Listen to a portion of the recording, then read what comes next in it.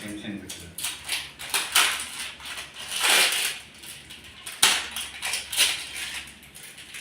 దీన్ని జూమ్ చేసుకోండి. అందరికీ నమస్కారం అండి. నేనండి doctor Bugga Anjaneyulu, mother charitable trust అధ్యక్షుణ్ణి.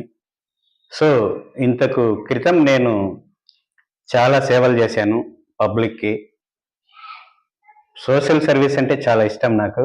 అందువల్ల నేను మదర్ చారిటబుల్ ట్రస్ట్ అనేది ఒకటి క్రియేట్ చేసుకొని నేను దాన్ని రిజిస్టర్ చేయించేసి దానికి ట్రస్ట్ మెంబర్స్ని అందరినీ ఏర్పాటు చేసుకొని నా ఓన్ అమౌంట్తో నేను ఇంతకుముందు సేవలన్నీ చేశాను.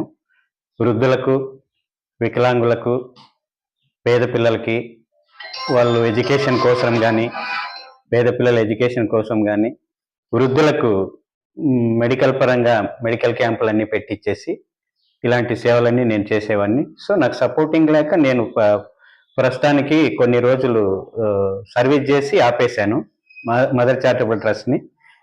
తిరిగి ఇప్పుడు పవన్ కుమారు, నరసింహులు, రమేష్, వచ్చేసి నవీన్, ఇలాంటి వాళ్ళందరూ సార్ మేముంటాము మీ వెనక, మీరు నడిపించండి, మదర్ చారిటబుల్ ట్రస్ట్ అనేది ఆపొద్దండి, పబ్లిక్ సర్వీస్ కదా ఇది, ప్రజలకి ఉపయోగపడేటట్లు చేద్దాము, మేము ఉంటాము, మీ అంటే మేము ఉంటాము అనే నినాదంతో వీళ్ళు వచ్చారు ఈరోజు.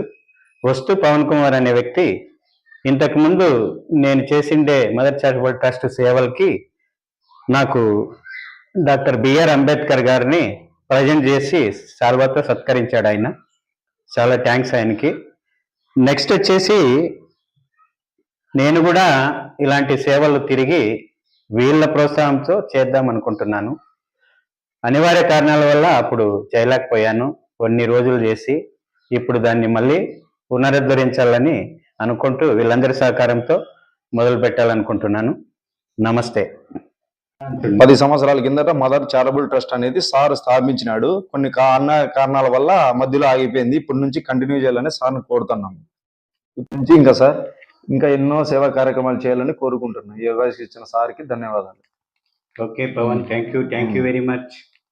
10 సంవత్సరాల కిందట మదర్ చారిటబుల్ ట్రస్ట్ అనేది సార్ స్థాపించినాడు. కొన్ని కారణాల వల్ల మధ్యలో ఆగిపోయింది. ఇప్పటి నుంచి కంటిన్యూ చేయాలని సార్ని కోరుతున్నాము. ఇప్పటి నుంచి ఇంకా ఎన్నో సేవా కార్యక్రమాలు చేయాలని కోరుకుంటున్నాను. ఈ అవకాశం ఇచ్చిన సార్కి ధన్యవాదాలు. Okay Pavan, thank you very much.